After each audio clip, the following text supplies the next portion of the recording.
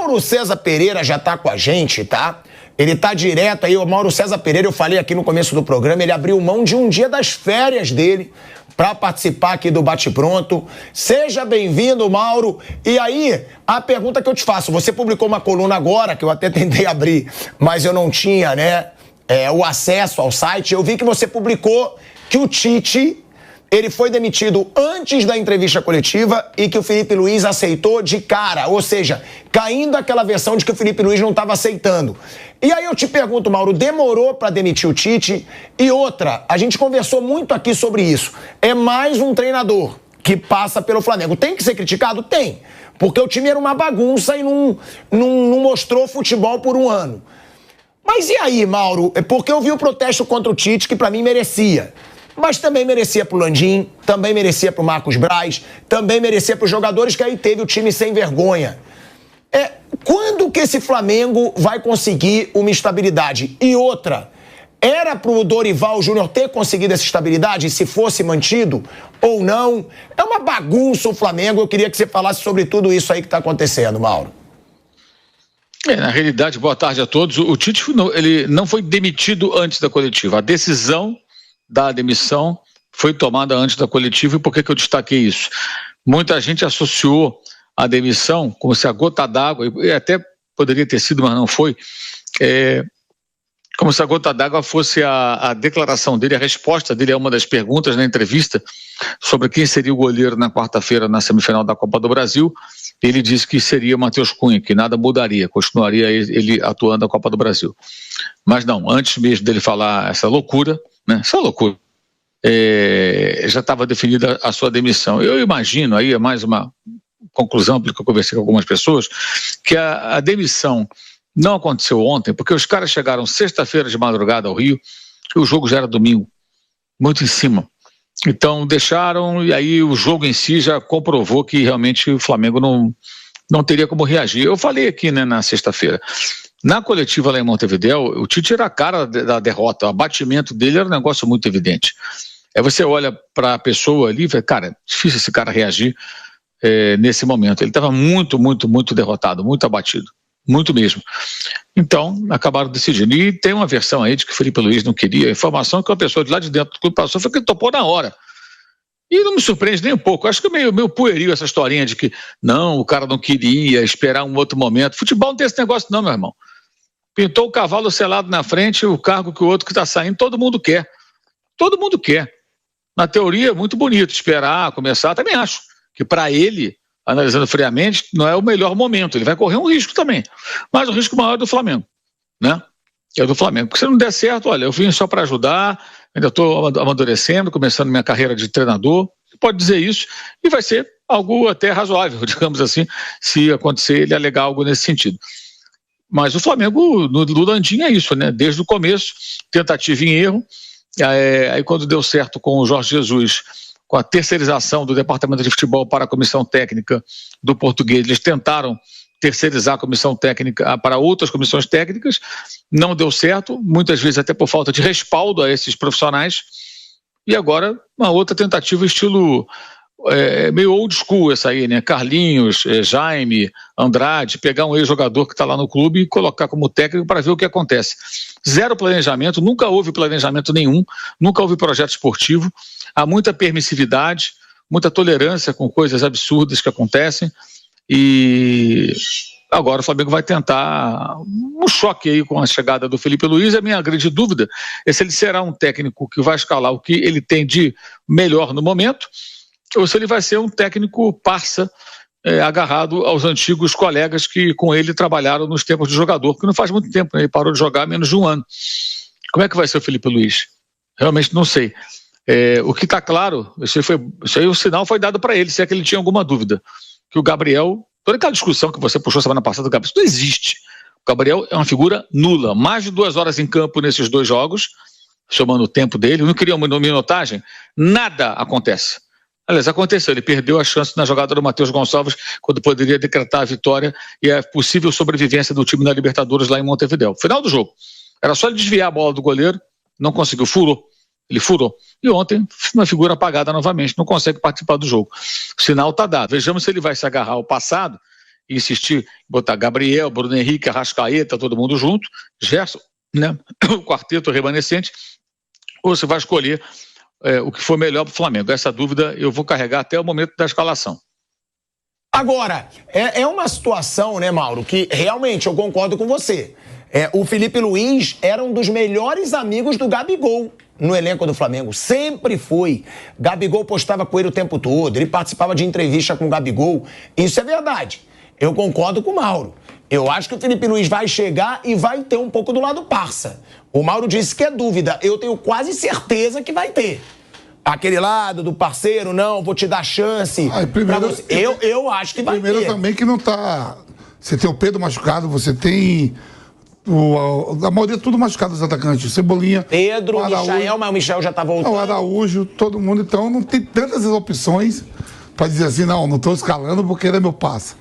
Porque não tem muitas opções hoje. Ou seja, você acha que ele vai poder botar o passa, no caso, o Gabigol, mas tem justificativa. Gente, eu prefiro ele que o Carlinhos. Pronto. Se tivesse todo mundo inteiro, aí a gente ia perceber. Mas nesse momento não tem. O Carlinhos não pode jogar a Copa do Brasil. O Carlinhos não joga a Copa do Brasil. Ainda tem isso. Eu acho que o Gabigol vai ser titular quarta-feira. Também acho. Eu acho que ele vai jogar. Por essa questão. E assim, o Felipe vai chegar e vai botar os caras que ele confia. Aí depois vamos ver. Eu acho que vai ser por aí mesmo.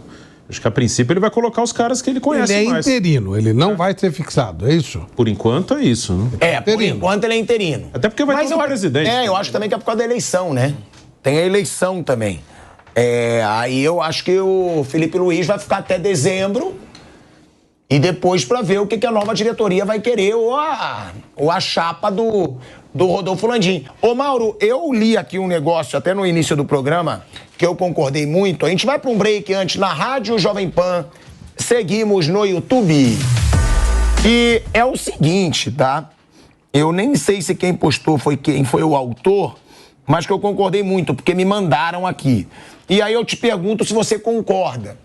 Que tá escrito o seguinte: Tite não caiu porque fazia só um trabalho sem desempenho. Caiu porque no fim de semana tem eleição municipal no Rio de Janeiro. Caiu porque precisaram adiar o lançamento da candidatura do Dunche, que é o homem forte do Landim, onde o Landim vai ser CEO, porque o clube não saía da draga. Para eles é nada pelo Flamengo, tudo do Flamengo. Você concorda que pode ter a ver, Mauro, esse momento eleitoral no Flamengo, fora do Flamengo? Porque é uma pressão diferente, óbvio. Rodolfo Landim, Marcos Braz, Bruno Spindel, eles querem eleger a chapa deles, óbvio. E eles vêm de um ano de fracasso, de vexame, na verdade, porque 2023 foi um vexame, e pode estar caminhando para 2024 ser outro. Se conquistar a Copa do Brasil, não vai ser um vexame, mas a Libertadores foi uma vergonha. E o brasileiro que o Flamengo praticamente tinha abdicado para focar nos mata-matas. Você concorda com isso, Mauro? Você acha que essa atitude agora pode ter a ver com esse período eleitoral no Flamengo?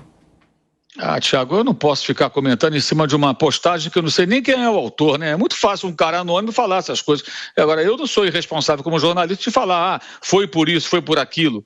É claro que eles têm interesses eleitorais, isso aí qualquer criança sabe. Eleição de vereador, eleição para presidente do clube. Agora, se foi por isso, poderiam ter feito até há mais tempo, né? Até há mais tempo. Poderiam, assim, demitir o Tite no avião, voltando ao Brasil, no desembarque, para criar mais impacto, já começar com outro técnico ontem. Então, eu não sei, eu não tenho essa informação, não posso falar em cima de hipóteses, seria irresponsabilidade minha. Agora, tudo é possível. O fato é o seguinte, saiu o Tite e eles têm preocupações, claro que tem. Isso aí não é preciso, isso não é opinião, isso é a constatação do óbvio. Eles têm interesses eleitorais, os dois.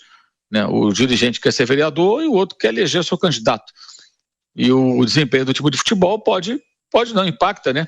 Nas urnas, inegavelmente. Então, é uma tentativa desesperada em todos os sentidos, mas também de salvar o ano, né? Porque é claro que eles querem conquistar alguma coisa, não querem passar o ano em branco. Só que é tudo tentativa e erro. O Landim, em 6 anos, nunca teve projeto esportivo. Nunca. Sempre foi tentativa e erro.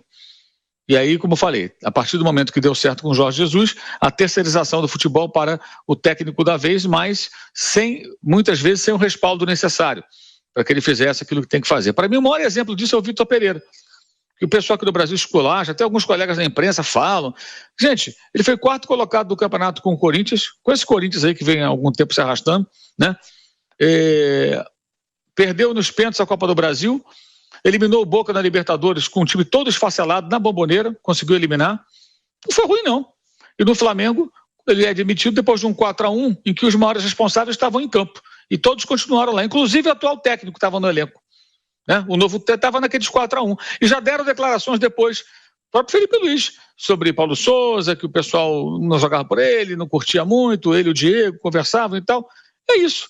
E eles continuam. Agora, além dos jogadores continuarem lá encastelados, aqueles que estão há um tempão, joguem bem ou joguem mal, faz exames de antidoping quando quer, né? Discute com o dirigente do vestiário, o outro perde a Libertadores, aparece dançando, bailando na televisão, comendo torta, bolo, sei lá que diabo é aquilo, e tudo isso acontece. Nunca está em forma, né? Nunca está em forma, mas está tudo bem, intocável, mas nunca está em forma.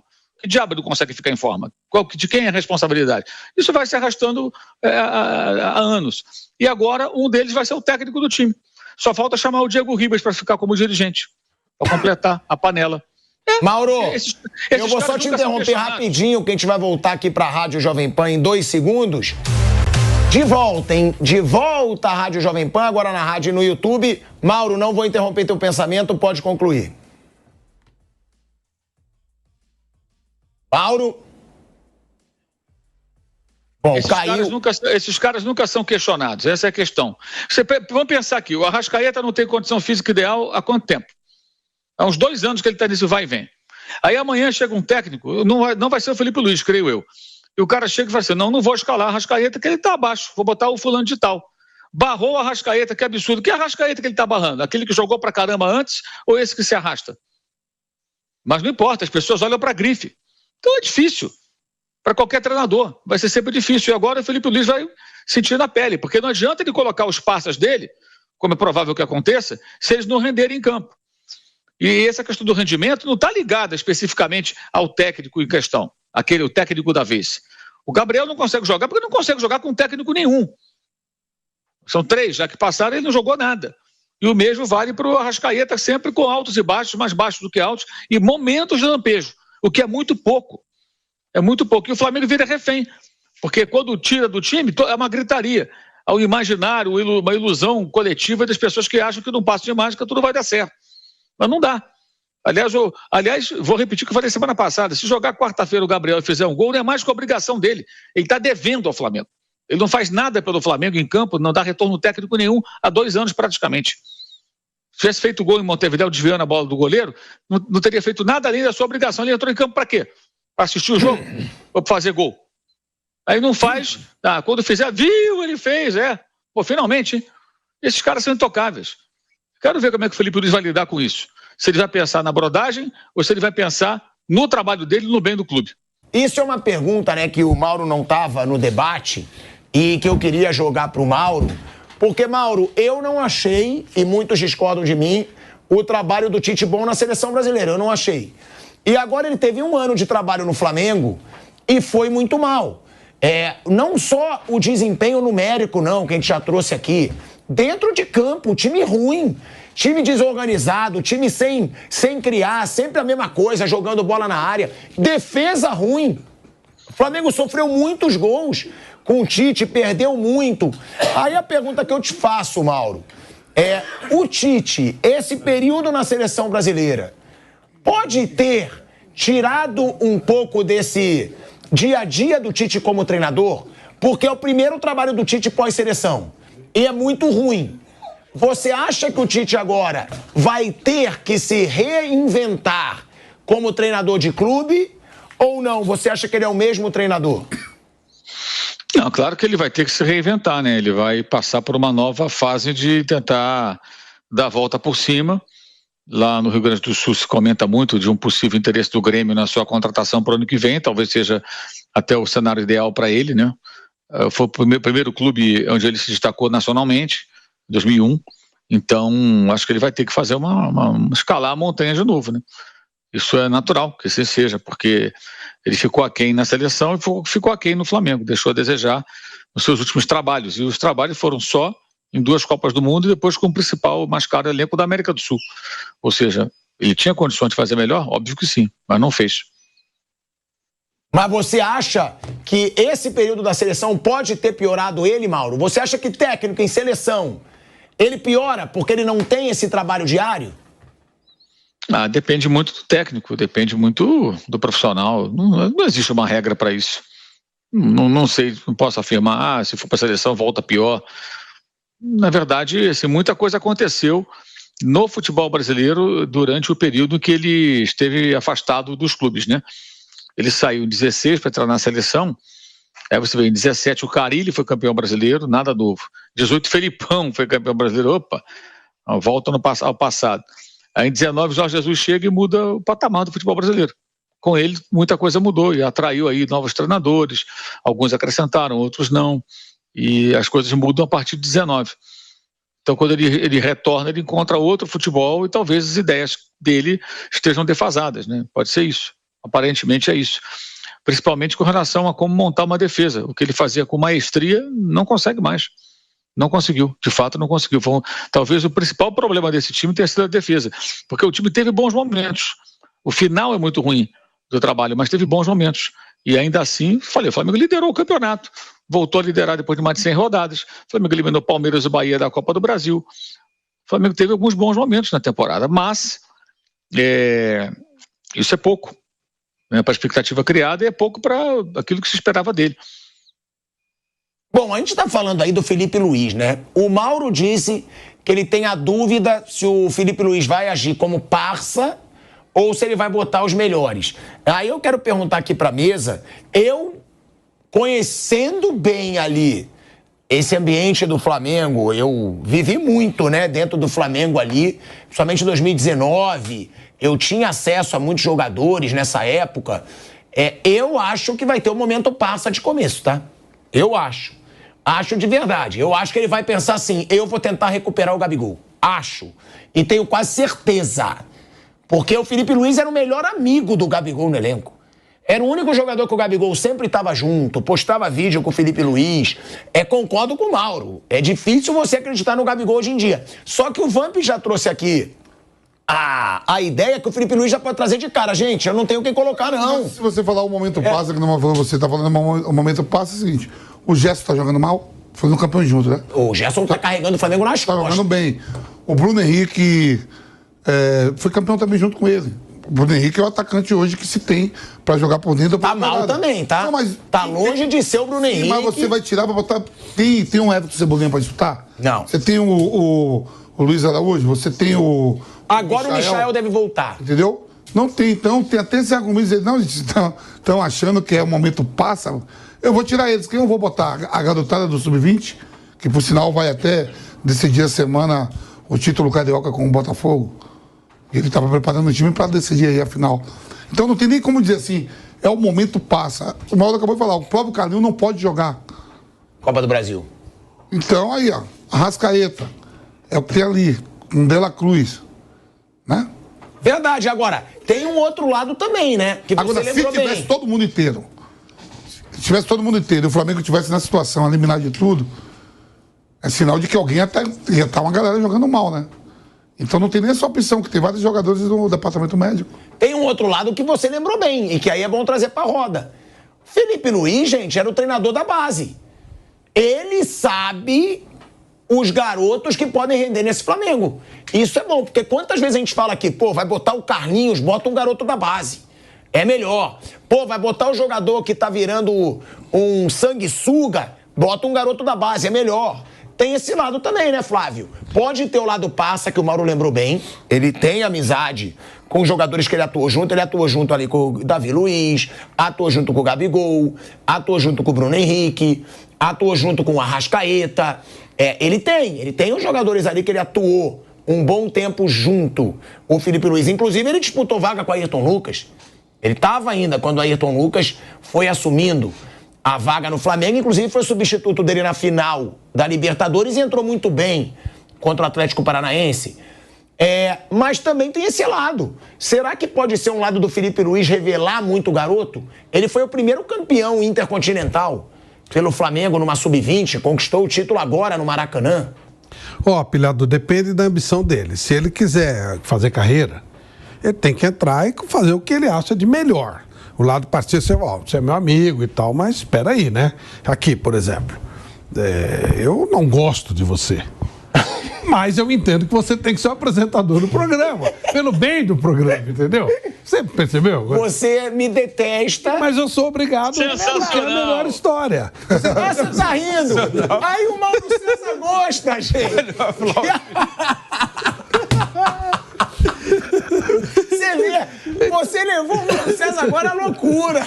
Não, muito bom, muito bom. Olha, depois daquela frase do Tite ontem, dizendo que o Matheus Cunha ia ficar seria titular quarta-feira, que foi de arrancar os cabelos, e essa foi fantástica, essa foi a melhor. Parabéns ao Flávio.